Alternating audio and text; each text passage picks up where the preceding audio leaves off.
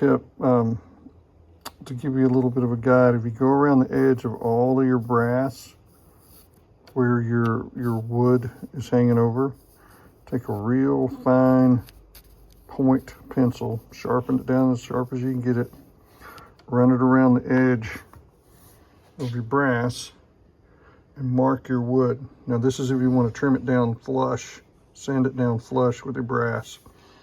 Do that on all the edges. And as you're sanding, because you're going to take all this stuff off when you start sanding your stock.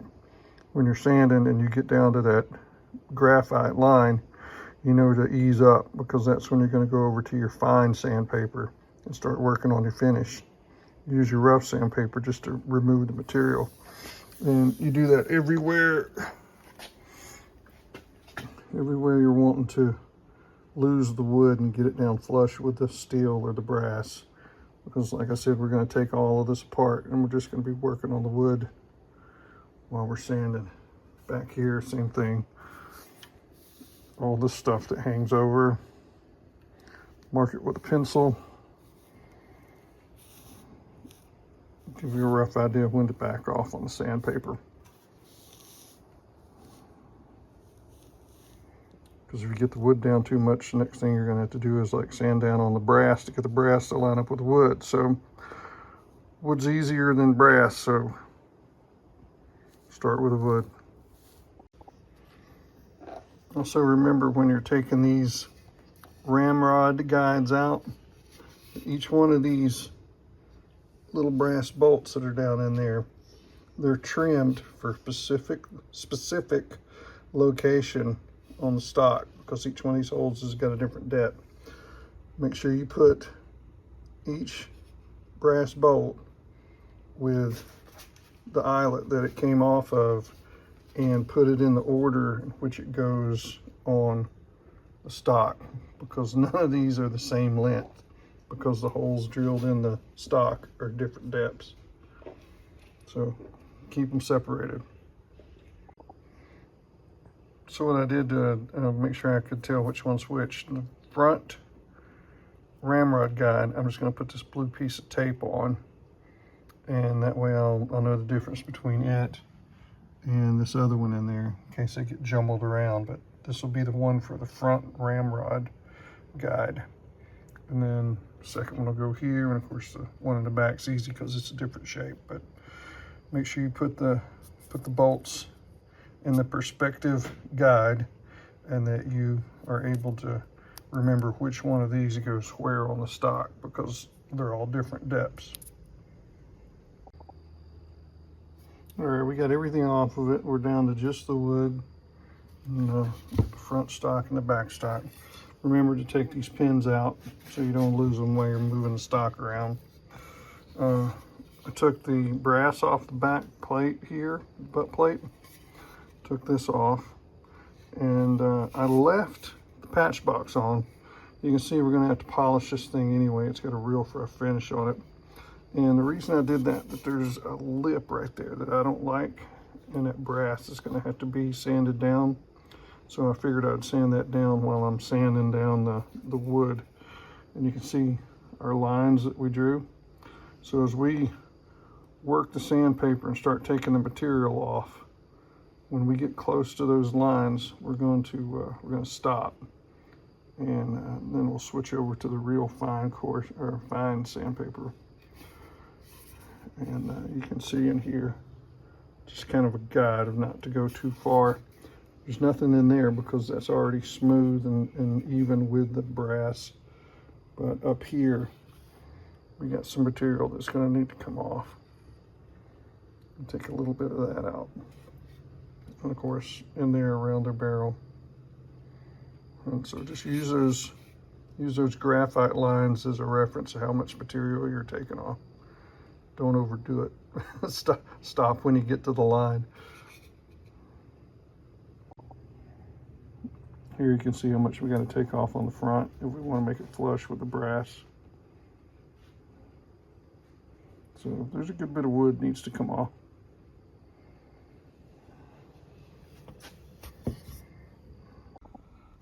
So to secure the stock while I'm sanding on it, I've got this foam.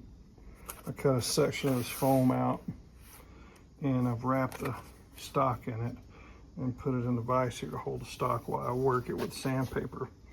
And it is wood, so you don't want to crush it, especially when you start working up here where all of this is. You don't want to clamp onto anything like that that's hollow and fragile. This is pretty much solid wood where I've got it clamped into the stock, and I don't have a whole lot of pressure on it, just enough to hold it so it doesn't move around while I'm sanding it.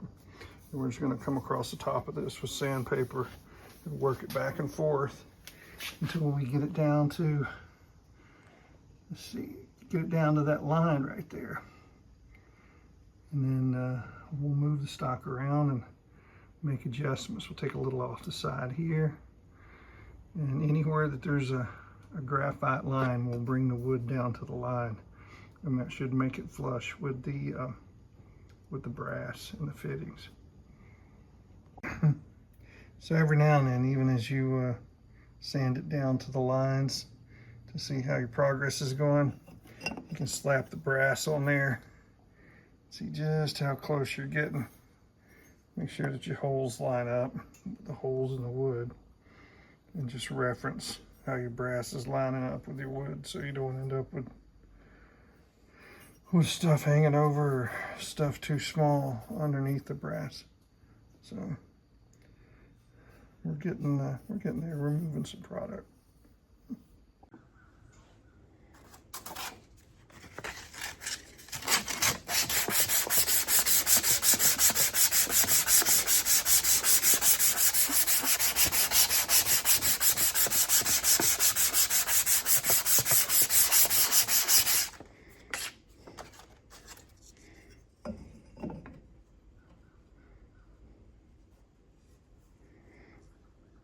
We're getting pretty close. We're not there yet. Still got a little overhang here and some around the top, but and some there. But we're slowly bringing it down. I'm working with 220 sandpaper. I don't want to go too aggressive, and like I said a million times already, patience. It's not a rush. It's not a race. Once you take it off, you can't put it back on. So go nice and slow. Take your time.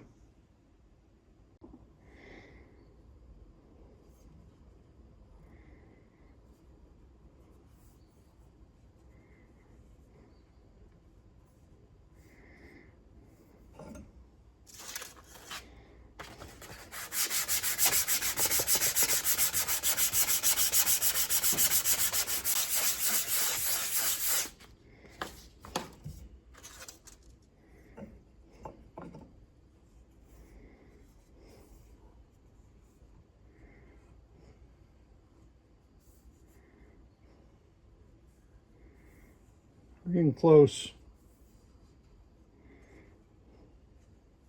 Getting close.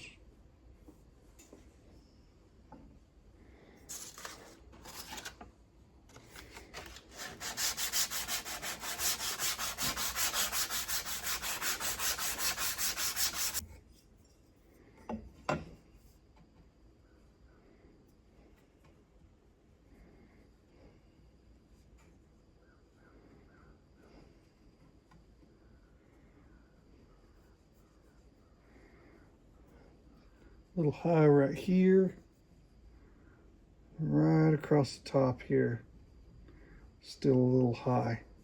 This is good right here. This is a little high here.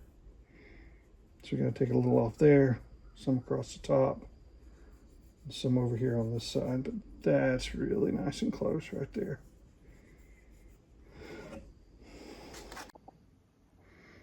All right, we got it really, really close. We got a little material here to take out along the edge here. We're okay. We're looking all right if we line it up right with the hole there. And then we're going to need to take some off in here, off the belly of it right there.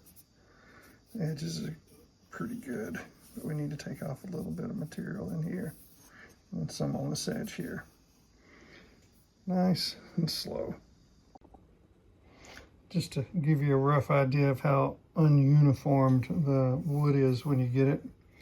It's really, really rough when it comes from the factory.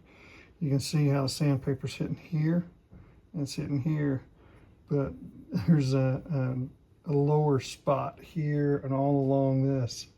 So you can see that it's not smooth out through there. So we're having to drop all of this down to meet this low spot. So I'm just sanding back and forth on this to bring it all down level so we got a smooth surface.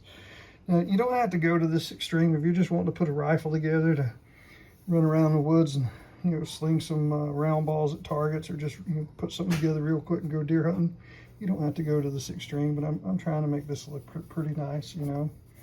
And it's not a $1,400 Keebler rifle, but, you know, still, you're talking around $500 once you're all done with all this. So I figured I'd take the time and try to make it look nice. But you know, the stocks are pretty rough, so you're gonna do a lot of sanding to get the rough spots out. You can see what we're trying to work out here. See how smooth this is up the top. That's where I've sanded it. But we've got these spots like this that are concaved in the wood, deeper in the wood. We're having to sand down to get to that to try to smooth it out. Of course, this brass, we're having to sand this brass down too, because this is lower than the brass is. So we're having to take all of this wood down to this level right here. So there's a good bit of material to come off of here. We're gonna have to work our way back here, come down this way. But yeah, it's not too smooth right out of the box. So we'll trim it up, sand it, get it right. A little bit of a tip here. If you put a light straight above what you're sanding on here, you can see the shadows in the low spots. The little imperfections show up. So it helps you figure out, you know, where you need to keep sanding and how much more you got to go. Also, you're going to leave this patch box in when you start sanding this stock. You're going to shave that sucker down with the sandpaper along with the stock to get it nice, smooth, and even. You can see I got it smooth here. It's flush with it, but the wood is a little lower there and a little lower there. So we're going to have to smooth this wood out anyway because it's rough, but we've got to sand the patch box down to meet the level of the wood. So you're actually sanding brass down to get it to the wood so you can smooth the wood. So the stock, this part of the stock has turned out to be a lot more intense than I thought it was going to be. You can see the more we work this, the smaller this little spot gets. And what we're doing is we're removing this brass and we're removing this material until we bring them down and they get flush with each other. Right here it's flush and there's like hardly any transition between the wood and the brass. Back here it's, you know, below the brass, so we're going to have to trim this down too. But the more we sand it, the more the brass goes down and end up working flush with this wood. So it's just a matter of removing the material. It's time consuming, but I mean, you don't have to do this if you're not wanting to, you know, have something that's going to, you know, be hanging over the fireplace. If you just want something to take to the woods or shoot and not worried about it being, you know, perfect, you could take, you know, this thing right out of the box and get all the pieces fitted to it, slap a couple of polyurethane coats and stain on it, blue or brown the barrel. You don't even have to brown the barrel or blue the barrel. You could just leave it steel and just go shoot it. You could do this whole thing in probably a day, but if you want everything to look really, really nice, you're gonna have to put some time into it. And, a lot of sanding and a lot of, what do they call it, muscle grease or whatever. Anyway, it's time consuming, just sitting here sanding away. It's heat advisory outside. What else am I gonna do? So work in the shop today and sand on this rifle.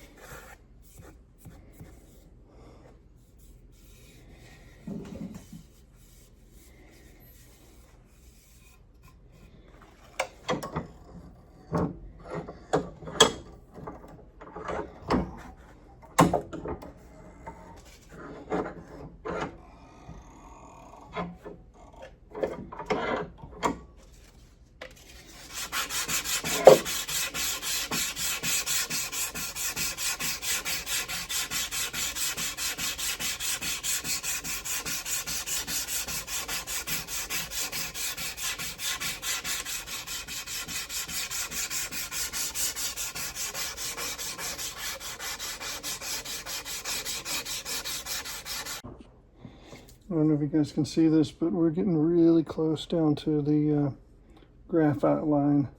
We got just a little bit more sanding to go. And once we get it down to the line, or maybe on the line, we'll stop it and maybe put the barrel in there and see if it's flush.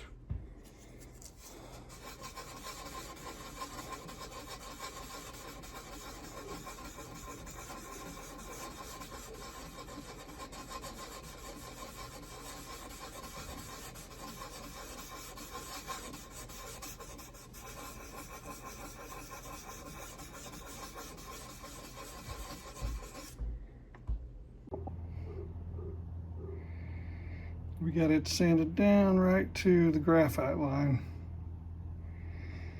Maybe just a little more right there, but it's looking like we're almost there. All right, so we went over everything with the 220, smoothed it all out, worked out all the low spots that we could see. Worked on all of the excess wood where we had the graphite from the pencils that we drew. Same thing in here. Sanded it right down to the graphite line, so there shouldn't be any excess. And then after we sanded it all down with 220, we went back with 320 and ran over it with 320 to take any burrs or anything off of it. It's looking pretty smooth. Of course, there's a lot more that we're going to do to it. We'll go over it with a damp cloth and then knock all the burrs down off of that. Now, this was something, when they shape these stocks, they have this on here. So you can probably see it. There's still some deep gouges running this way on it. And I sanded the tar out of this.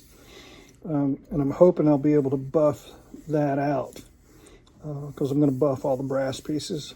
But these lines are really deep in here, and it's when they shape the wood they had this on here, and it's real deep sand marks on it. So I got them out the best I could, but we'll see how they buff out on the buffer. Now we're going to work on the front part of the stock. Very happy with that. Recesses in there, hardly any lip sticking up. Dropped in there really nice. Took a good bit of sanding, but I think it looks good. Now we'll move on to the front part of the stock. All right, we got the stock sanded. I tapered down the end on the front to match this and be flush with the front of this, so it won't have that big bulbous thing of wood on the front. It's tapered down, you can see. And then here, I had to sand a whole lot of wood off of this to get it even all the way around. And mental note, when you do this and you sand this down on this brass piece in here, make sure you mark the side so you know which side, which way it's pointed forward or which way it's pointed backwards. Because if you sand it down, and if you're like me, you can't sand everything exactly perfect, and you put it in backwards than the way that you've sanded it, it's not going to line up perfect, and you'll have some places on it where it's higher. The brass will be higher than the wood in places. So make sure once you get it sanded the way you like it, take that piece of brass, take a Sharpie, and make a line on one side of it so you know which way is the back or which way is the front. That way you don't end up putting it together and then having the brass stick out. But I went with the 220 and then knocked it down with 320, and I think we're ready for the first coat. You can tell it's raining outside. Seems like every time I shoot some video in the afternoon, it's raining or thundering. But we'll take this patch box off. You can still see it's got some deep scarring in it from the factory. And I'm going to try to work that out with the buffer wheel. I sanded and got it down to that. But we'll see what we can do with the buffer wheel to clean that up. But I think we're ready to start putting some Danish oil on it and see how things start looking. All right, so we sanded this sucker down with 220.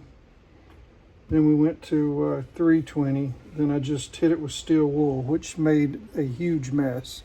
I had to vacuum that up. There was steel wool everywhere.